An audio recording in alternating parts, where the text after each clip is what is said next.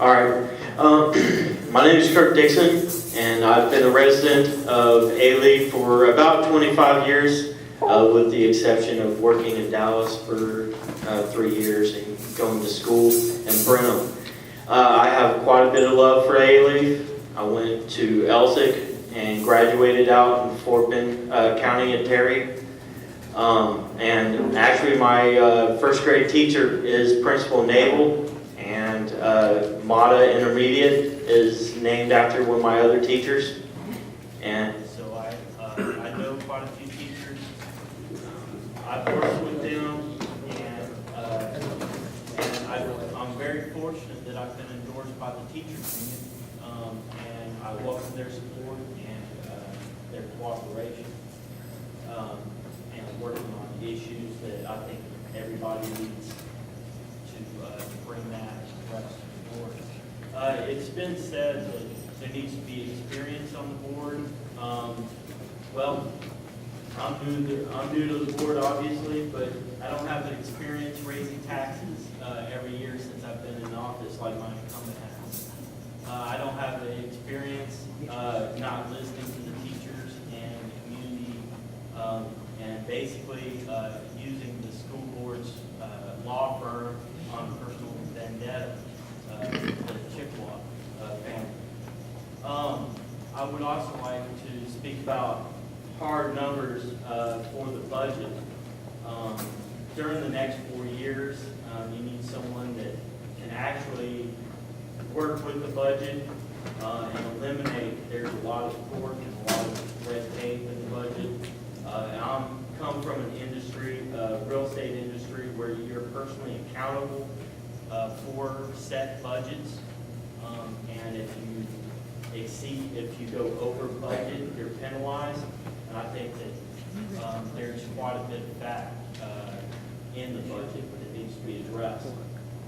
And also, I'd just like to say that I'm out in the community daily, neighbors, my old former teachers, classmates, and you need someone in the board, on the board that's out there daily, like Ms. Williams and Nico.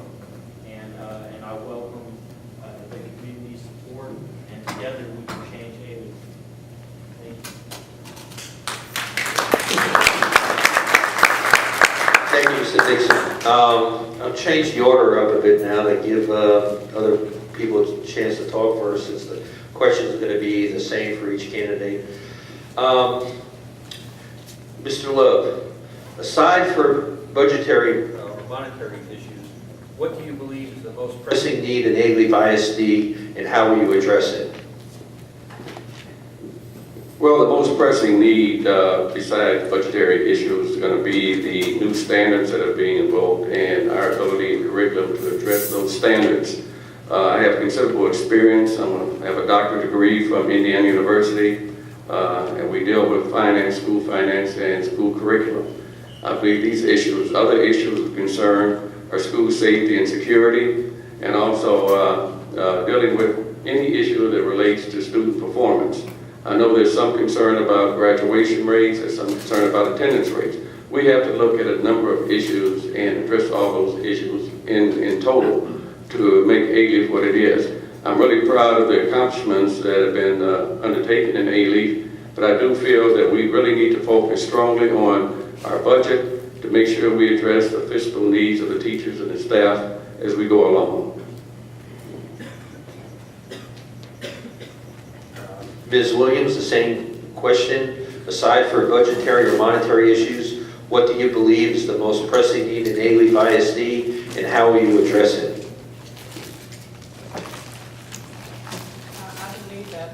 Beyond the budget issues, some of the pressing needs are directly related to our students, and that's their ability to graduate. We did, as one of my colleagues pointed out, we did increase our completion rate. We did a wonderful job in doing that, but what's pointed out, from 2007 to 2009, it took about, I think it was 71%, 81% in 2007. So I'm looking at the time frame that it took to increase that completion rate. And what I would like to see happen is to offer programs to students that would keep them engaged enough to want to complete at a faster rate, keeping them in the schools. As Dr. Love pointed out, attendance rates is also an issue. So you need to be able to address those things that make those students engaged in doing so. One of the things that I've suggested is a collaboration with Houston Community College to open up more vocational programs. Yes, I advocate for every student to go to college, but there are some students who need an immediate focus. And in doing that, we need to present those vocational opportunities. I understand because as a board member, you attend many trainings and certification programs. We do have a 4x4 standard, which most of the education needs individuals in the room understand that 4x4 standard in which the student has to take mandatory courses by the state. However, because of our new superintendent who has come in, he suggested a plan before coming in that makes it possible for students to have an opportunity for vocational programs. So that's what I would like to see addressed, bringing in those programs that would engage the students so that as a byproduct, it decreases our dropout rate. Mike, we're going to switch up the microphone.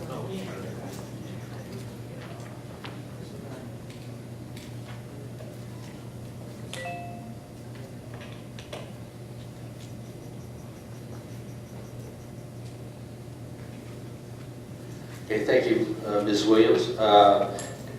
Once again, Mr. Dixon, aside from budgetary issues, what do you believe is the most pressing need in A. ISD, and how will you address it? Thank you. Can you hear me? Still not. I get on that. Still not working. Aside from the budget, I do believe in vocational programs, training programs as well. I attended Stephen F. Austin for a while, and they have one of the best recognized nursing programs. And I would like to see an externship program where students from Elphick can go to the West Center Hospital, our professional buildings over there, and go into Stephen F. Austin, go into, nursing schools, preferably in the state to keep the funds here. But there's quite a lot of good programs out there. Also strengthen the auto shop. There's currently about 66 students in the auto shop at Elphick. And, why can't you have AC programs? Why can't you have, other type of programs, not just an auto shop? When I went to Elphick, we had a great art program. Why can't you get dual credit to go into the Art Institute of Houston? So I would like to see more hands-on programs like that and dual credit programs. Thank you, Mr. Dixon. And now, Dr. Hanson, once again, the question is, aside from budgetary issues, what do you believe is the most pressing need in A. ISD, and how will you address it? We're operating without the microphone here, huh? We can try. It's here, this. Equal opportunity. The old idea, hit the microphone. Are we coming through? No. I guess there's something there.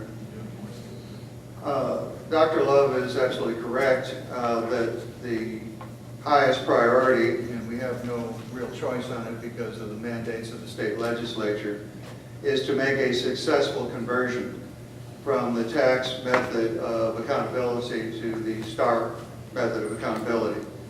There are some significant changes in philosophy that are involved in this changeover that are really going to affect the way that we teach. I think some of these changes are going to be for the good. As has been said, there's been far too much emphasis in Texas because of the nature of our exams on simply reading and mathematics. And many of the other subjects have gotten short shrift, including, by the way, the CTE programs that several other participants have already alluded to. But in order for schools to be able to devote sufficient resources to those other areas, the state has to change accountability so that it really emphasizes those other areas. And that is now happening with the end of course exams that are being implemented at the high school level. I think the area that remains the most critical one for us in order to be able to get students through and available for workforce or for college is the middle school level, an area that I have been pushing on for some years now, and I think we have made very significant progress. It's not an A-Leaf issue for middle school. It's not even a Texas issue. That's a national issue on middle school. But it is the level at which students tend to go off the trolley track. That's the level at which students often become disengaged in academics, and high schools never manage to successfully get them back on track. And that is the level at which we have to really apply some effort. I think, in fairness to CTE, it should be pointed out, we have a program at the West Houston Hospital.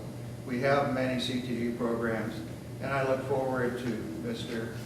Dixon finding out about them. Thank you, Dr. Ness. Next question, and I'll start with Ms. Williams first. What has A-Leaf ISD done to cope with cuts in funding, and what do you believe remains to be done? Well, so far, what I believe that A-Leaf has done, or what our board has done to assist A-Leaf in the cuts in funding, was to select a superintendent to come in and to get on the ground running, to look at that budget and ensure that that there was no need to increase taxes, but to see what we had and where we were going.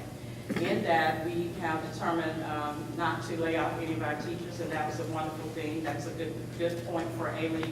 We're shining stars because we were not a district that had to lay off teachers. We're a district that did not have to close our programs.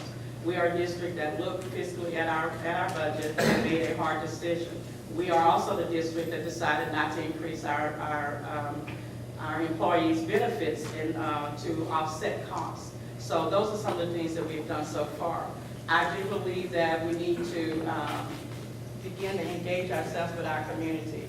There are actions that the board has taken within the last week, which is to participate in a lawsuit with other school districts which goes against the legislation and the way that they funded education, and that's to ensure that taxpayers will be addressed in that funding.